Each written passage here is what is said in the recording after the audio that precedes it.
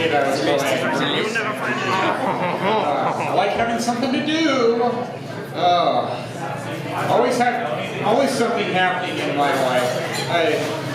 And I know sometimes the weirdest things can make me laugh, and I have to get it on my chest and tell people what it is, and then they might get it, who knows. But there's this one TV commercial that I saw, that the first time I saw it, it's like, oh, okay.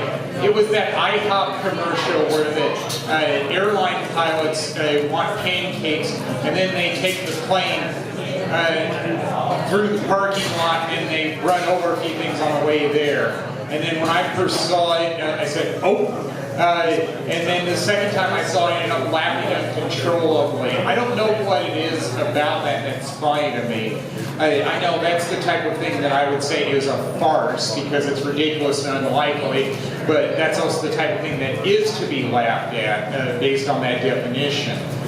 And then with all the snow we've had lately, I was reminded of a tourist commercial I saw growing up in Iowa as a kid. Neighboring states would have those all the time. I don't know why that is, other than they have more population, more things to do, like Illinois and Missouri. In this case, it was Illinois, where somebody said, in the last 10 years, 466 inches of snow has fallen on the state of Illinois. Now, what are we going to do about that? And then somebody said, snow angels are fun. And it's like, yeah, I guess you can make the most of it when it snows. That's what they're trying to say. Just the way he said it, though. And it's like, now, what can you do about snow? Not much. It's like what I remember seeing in college one time in one of my classes. The best thing to do about earthquakes is not to live in California. Yeah, pretty much. So there was that one. And I know that social media like Facebook,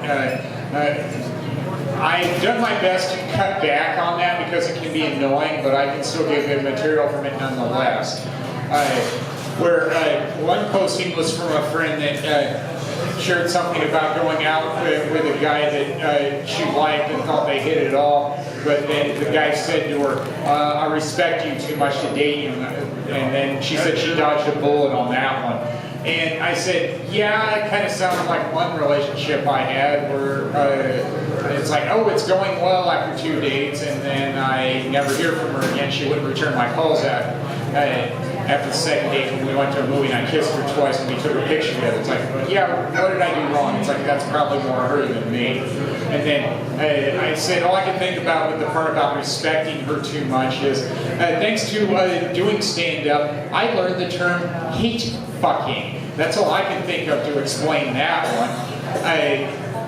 And I know that some people believe in that, where they can't have sex with somebody that they respect. It's like, well, I don't buy into that mindset. I just have to be aware that some people feel that way. And I actually had to explain the concept of hate fucking to somebody on that Facebook posting. It's like, all right, you know what hate is, and you know what fucking is. You just put the two words together. I didn't think it was that hard to understand, but call me crazy. Some people just don't get it. So there was that one. With all the snow, too, I know sometimes you have to step lively, where I was on my way to a venue tonight, and I didn't want to walk in the snow, but I pretty much had to because a public bus came by, and I ran out of room. And it's like, yeah, I wanted to dodge the bus. I didn't want to get hit by the bus. What choice did I have but to walk in snow? And of course, some of the snow ended up in my shoes. I don't think it was much, but still, it was annoying nonetheless. All right.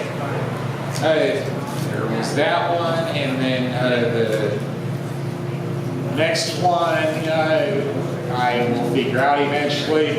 Well, I know that the big news today when I was out doing the errand running was the Cranberries frontwoman Dolores O'Riordan, and that reminded me of the music that I listened to when I was in college, or around that time, where I found the healing, redeeming qualities of music at that time, more so than before. And I even saw them in concert in Moline, Illinois, an hour from Iowa City, a few months after I finished college. And how one song in particular helped me get through the death of my grandma almost 10 years ago. I was playing it a lot. Ode to My Family. And I think what helped was one line in particular. Unhappiness was when I was young and we didn't give a damn. I think it's because she said didn't give a damn, because sometimes that's a healthy attitude to have. Or even on a higher level, the I don't give a shit attitude. But that's a completely different issue.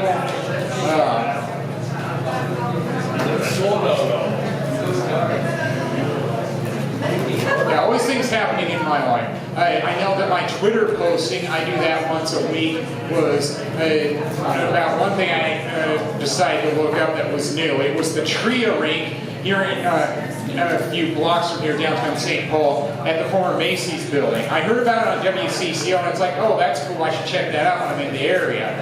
And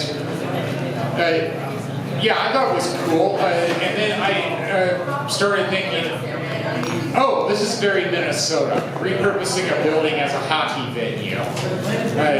I knew that the state was a hotbed for hockey even before I moved here, but I mean, 14 years ago, I guess I became a quick study when I moved here about how there's hockey at every level. If you want to see a game, no problem. High school, college, pro, whatever, they've got it. And I've gotten better at understanding hockey, but it still moves really fast, and it can be hard to keep up with at times. Where it can be, I said it can be physically exhausting to watch like a Broadway play because you don't want to miss anything. You also don't want to get hit by an errant puck. That's another reason to pay attention. And I know well enough if I want to get a puck that ends up in the crowd, don't try to catch it on the fly, because I'd probably have the doctor's ER laughing at me, knowing that I ended up with a broken hand because of that. It's like, yeah, wait until the kinetic energy is gone until it safely falls into a seat. That's how I got one at a Gopher game one time. Then I put masking tape on it and wrote down the dates and the teams on it to be reminded of that. It's just like getting a foul ball or a home run ball in baseball. You don't get that very often, so celebrate it. Let's see, back to the one that I almost forgot about. I got a second interview. Great job. On Tuesday, and it's like, yeah, I would like to end my 3 months of vacation because I'd like to have more money again. The severance won't last forever. And I've been studying a lot for it because I don't want to feel like I've done with previous job interviews. It's like, all right, print all those online articles, and then I have prepared the answers to all these likely questions. And I've seen enough of these interviews to know what likely questions are. So prepare for like an exam in a class, or like I'm performing. And if performing makes a difference on them remembering me, then go with that, because I performed from the office colleagues before. The first interview, they seem to be impressed with that, because I put it on my resume. I can't ignore who I am. Yes, prepare for the worst, hope for the best. And don't be afraid of interviews, because sometimes I actually do well at them. Be enthusiastic instead of desperate. Yeah, it's all about me filling their needs, because they know I would like to be on everybody who applies to the need. Probably would say that. All right.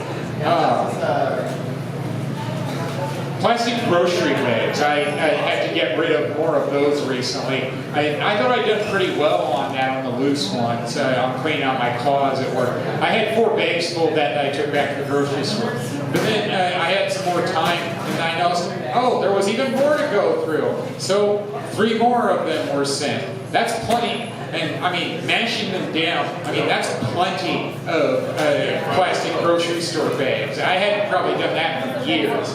But now it's probably easier to find things in the closet, so there's always rewards that you see right away when you do that.